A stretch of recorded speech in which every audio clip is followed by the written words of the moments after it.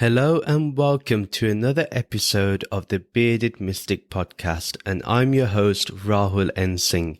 Thank you for taking out the time today to either watch or listen to this podcast episode. Today we'll be continuing on with my thoughts on the Bhagavad Gita, but before we do start, a few things. If you would like to support the podcast because you've enjoyed what you've been listening to, do sign up to the Patreon page.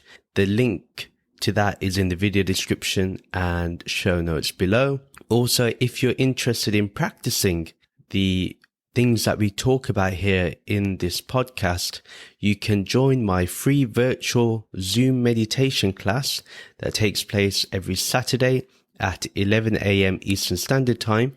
You can check what the times are according to your time zone, and the link to that is in the video description and show notes below.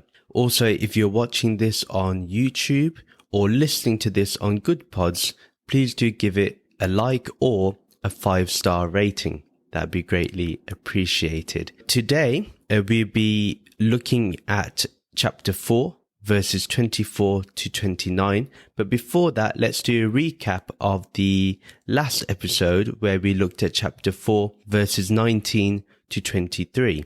In that episode, we noticed that Sri Krishna makes a beautiful comment about the non-doership of a person and how their intellect is always turned towards Brahman, this ultimate reality, this formless awareness. Once this is done, all consequences or reactions to their actions are burned away by the knowledge of the Atma. The real Karma Yogi appears to be acting, but because they are completely satisfied and they know who they are and they're complete in their understanding, they do nothing because they do not care about the reactions or the consequences, positive or negative, towards their actions that they've done. The goal is to see ourselves as this formless awareness, and then we also will have no karmic reactions created.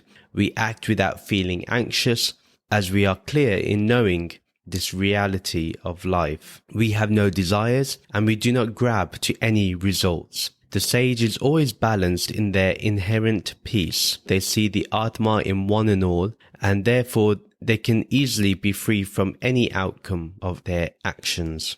Understanding the oneness of all, by performing every action as a sacred offering to the divine, they understand what they are, which is this formless awareness, and everything around them is this formless awareness. And that is the unique vision of a Karma Yogi. Let's start with verse 24. Whatever is offered into Agni, the sacred fire, is Brahman. The ghee that is offered into the fire is Brahman. The fire itself is an extension of Brahman. The huttam, the smoke arising from the sacred offering, is also Brahman. And Brahman is what is attained by one who sees Brahman in everything they do. A very beautiful verse.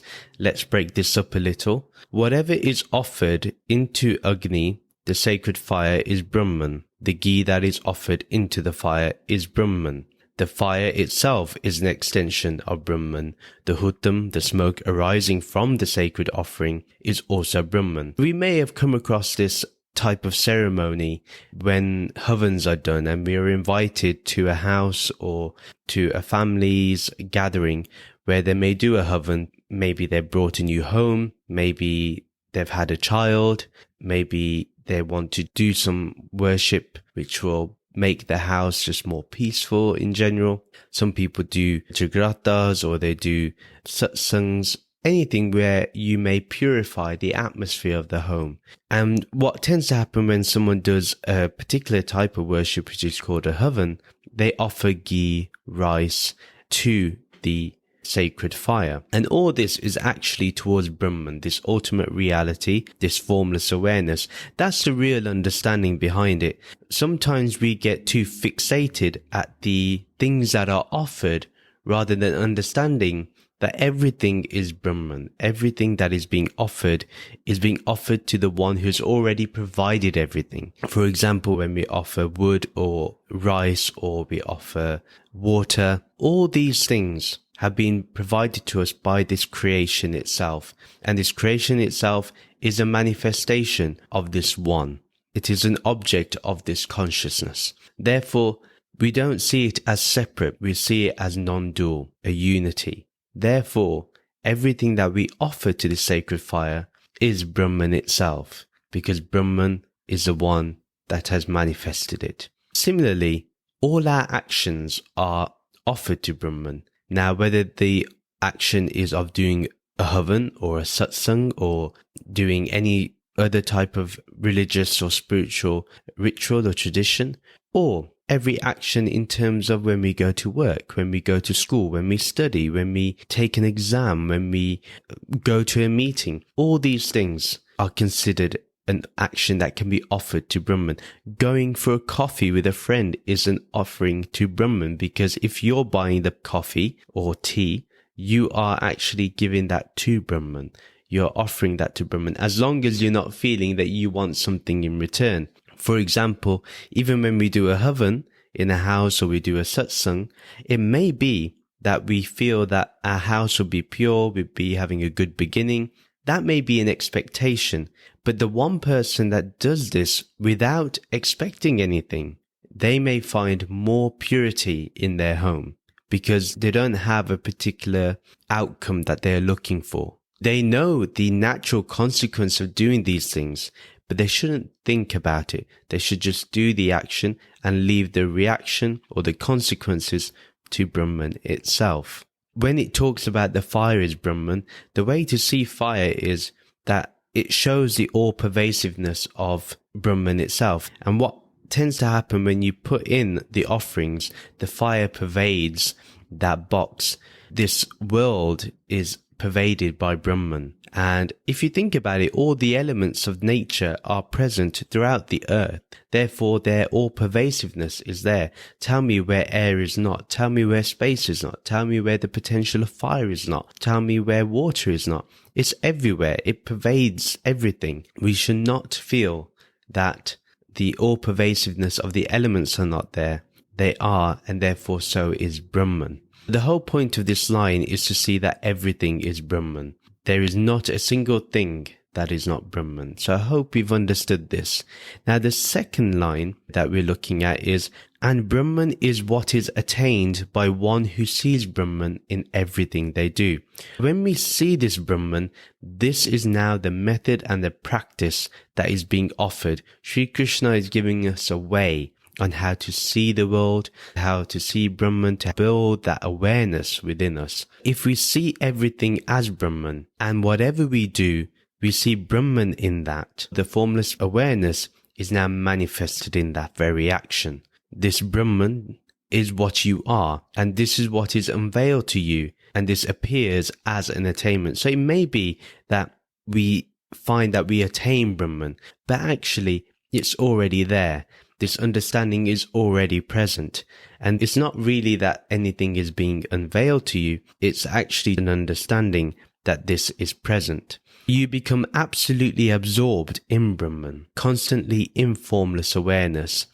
And if we want to think about this, it's like this Brahman, you perceive it in everything. In between this mic, it's there. In between me and my laptop screen, it's there. In between me and this iPhone where I'm recording from is there. It's present in everything. When you see everything as Brahman, guess what's happening? This self-remembering process is occurring, that there is only Brahman. Brahman is only this formless awareness. So what happens then? Our actions become more purified. Our actions become more concentrated. And that's the whole purpose of spirituality, is to be in this awareness all the time. Sometimes it's difficult to be in awareness, but with this understanding that Brahman is everywhere and we start perceiving this Brahman in everything, it makes the practice a lot easier. Therefore, sleeping, sitting, working, walking, talking, everything is done in Brahman as Brahman. This strengthens the development of true knowledge and wisdom. This is the practice that mostly everyone talks about in the Bhakti movement, whether that's Guru Nanak Dev Ji or Kabir Ji or Ravidas Ji, or even today, most gurus talk about this, that you can be sleeping, sitting, eating, drinking, working, studying in this Brahman as Brahman. So Sri Krishna, in the context of this whole verse, instructs us how to be completely one in Brahman and to offer all actions to Brahman. This is the most beautiful way that we can do. So remember this verse 24 as a great method for you to utilize this knowledge, to practice this knowledge in every aspect of your life. A method is given, practice it. There's no need to keep thinking about something when you can practice it now. Verse 25, some yoga practitioners make a sacred offering to Agni to please the devas. Others make a symbolic offering of their own Atma into the immortal fire of Brahman itself. First line is, some yoga practitioners make a sacred offering to Agni to please the devas. This is an interesting line that some offer their worship or sacred offering to the devas, to the elements of nature. So for example, they will want to please Agni Devta or Vayu Devta or Indra Devta, basically the elements of fire, the elements of air, Bhumi Devta, the element of earth. And we do this so we can have a more peaceful life. We can have more favorable circumstances. So sometimes this is what people do. And what we need to understand is that that type of worship is limited, is not limitless like Brahman, because Brahman alone is limitless. But these things that we are worshipping, these elements of nature, they have an expiry date. They have a limited span of time. Therefore, we are to go towards the eternal, the changeless, rather than the temporary and changing. The devas will change, but this Brahman will never change. Sri Krishna is saying that some people do that, and that is fine. There's no problem with that. If that is someone's path and their way of being, so be it.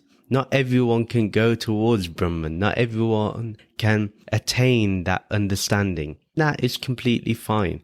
This is what we need to understand, that some yoga practitioners are going to do this. Then in the second part, Sri Krishna says, others make a symbolic offering of their own Atma into the immortal fire of Brahman itself. This line itself should be one that we contemplate.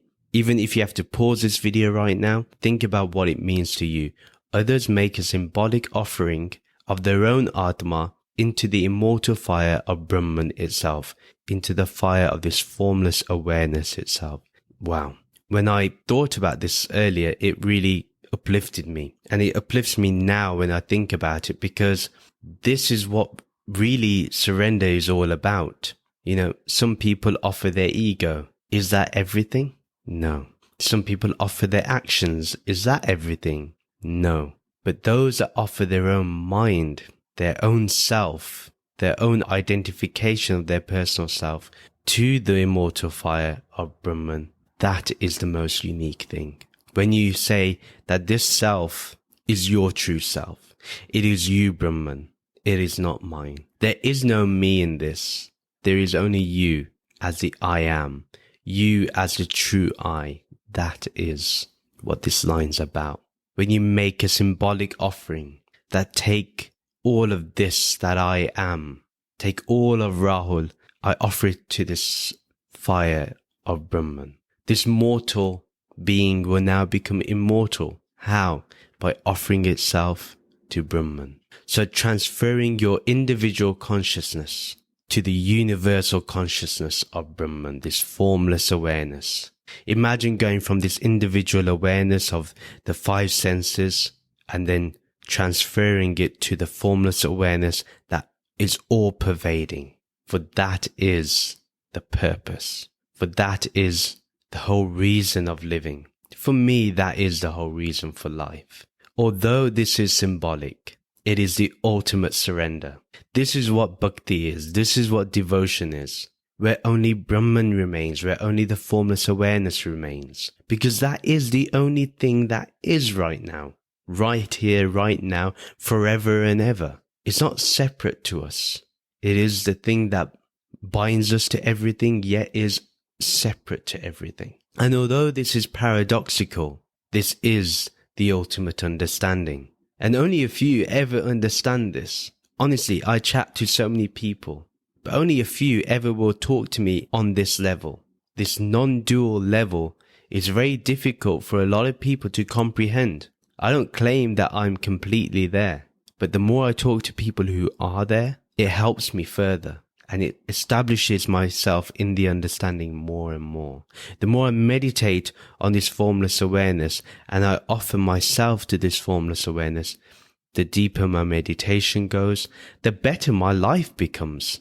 The better husband I am to my wife, the better uncle I am, the better brother I am to my siblings, the better son I am to my parents.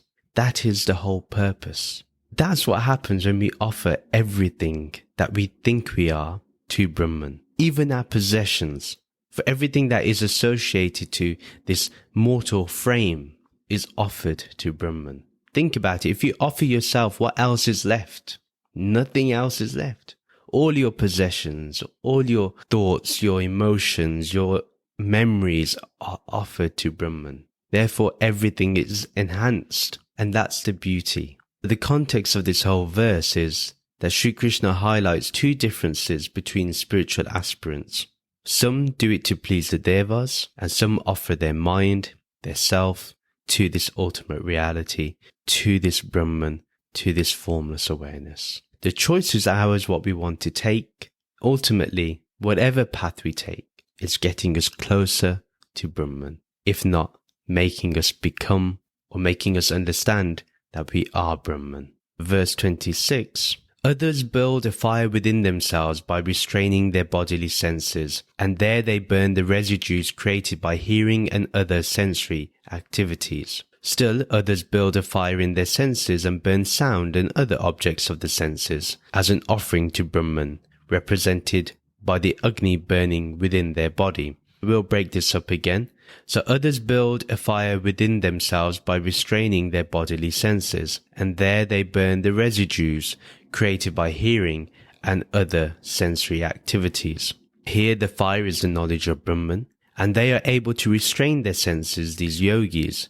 They are able to control the senses and limit their outreach. They can control the travelling of the senses and attach the senses to Brahman. This is what they can do. They observe the information that the senses give, and before the mind can run away with it, it destroys it in the changeless fire of wisdom. That's what happens when they can restrain the bodily senses and burn away the residues that occur from hearing or seeing or touching or tasting. For example, even if I think of that chocolate cake or red velvet cake, which is a newfound favorite of mine, instead of running away with the thoughts of this chocolate cake or the red velvet cake, I'm able to restrain it and burn away that desire to keep eating it even when I am full. Second part of it is, still others build a fire in their senses and burn sound and other objects of the senses as an offering to Brahman, represented by the Agni burning within their body. This is another approach, and this leads to the same result, which is a purification of the mind that we talked about in the last verse. Others may find that their senses love travelling, so they let their senses go wherever they want. They let the mind observe what information the senses give, the attraction of the senses as well. But because they give this as an offering to Brahman, the senses do not claim control. Whatever the senses perceive is an offering to Brahman. What you can do is maybe you have a desire and maybe your senses want to go towards those things. Let them, but offer it to Brahman, offer it to the Supreme One. The context of the whole verse is that Sri Krishna gives us two options on how to deal with the senses. One is to eliminate any information perceived from the senses before they reach the mind. This is mainly what the monks do or people who take sannyas. The other is to let the senses give the information to the mind, and the mind burns its effects by offering everything to Brahman. This is something that householders can easily do and practice with a bit more ease. It is not as difficult as the former. Both paths will lead to the purification of the mind, so practice whichever one suits you. The main thing is to practice. Practice is key.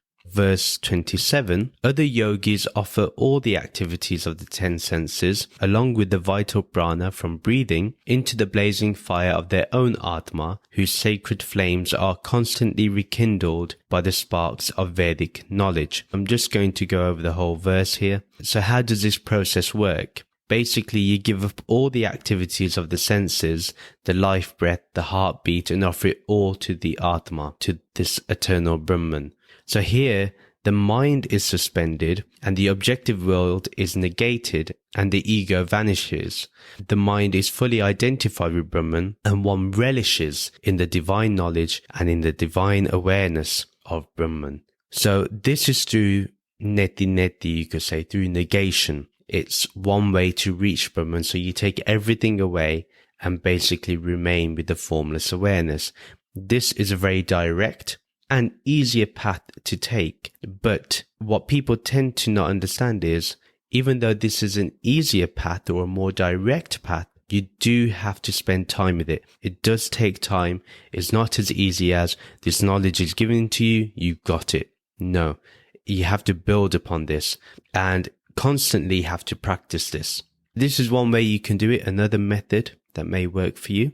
Verse 28. Some perform yajna by giving material substances to those in need. Some observe tapasya, the correct practices, in the diligent performance of Ashtanga Yoga as their yajna. Still others perform yajna through a vow of svadhyaya, knowing one's true self through study of Vedic knowledge. Some perform yajna by giving material substances to those in need. Some give up their wealth, their possessions, and give it to the needy. The next part is some offer tapasya, correct practices, in the diligent performance of Ashtanga Yoga as their yajna. This aspect of tapasya will be austerities, fasting, and other such practices. So one does that in terms of their yajna, their sacred offering. Still others perform yajna through a vow of svadhyaya, knowing one's true self through study of Vedic knowledge. So some will take monastic vows by completely studying the scriptures and meditation. This takes a lot of time and requires complete discipline. No one can take monastic vows and just think they can get away with it. No, you have to really be diligent, really focused, really attentive on your path. And not everybody can do this. Not everyone can let go of being a householder and entering into a monastic order or being a monk. Is very difficult. But it's a path that some can take, and it's mentioned here by Sri Krishna as one available to others. Then verse 29. Some yogis perform yajna by offering the inhalation of prana, the breath, into exhalation, and then the exhalation into the inhalation. They eventually achieve perfection through this pranayam yajna, restraining the life force through breath control. Basically, I'm going to look at this as a whole verse. This is mindfulness, when one concentrates on the inhalation and then concentrates on the exhalation. This is just mindfulness practice that people talk about. Take a deep breath in, take a deep breath out, and just be aware of the inhalation and the exhalation and offer it to Brahman. So when you inhale, you think of the formless awareness. When you exhale, you think of this formless awareness. When you inhale, you offer it to Brahman, which is vitalizing the soul body. And then you exhale, you offer it back to existence, and therefore see the all-pervasiveness of Brahman. That's one way you can practice. So everything is offered as a sacred offering to Brahman. For me, I prefer what is mentioned in verse 27, which is about offering everything to Brahman. Your 10 senses, your prana, thoughts and emotions, and you put that into Brahman. So you keep offering and surrendering to Brahman. And that for me is where it's a lot easier, where I can negate everything. So everything that I see and perceive through the senses can be negated. I can take away the whole existence and just stay with that which remains, which is this formless awareness. For me, that is much easier, doing the neti process. And this is something that Sri Ramana Maharishi told others to practice a lot. And it is one of the most direct paths you can take. But some people may prefer to take a monastic order and be a sannyasi. That is fine.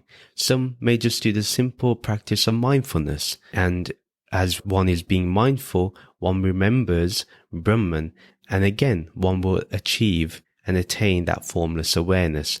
It's up to you which path you want to take. Think about it.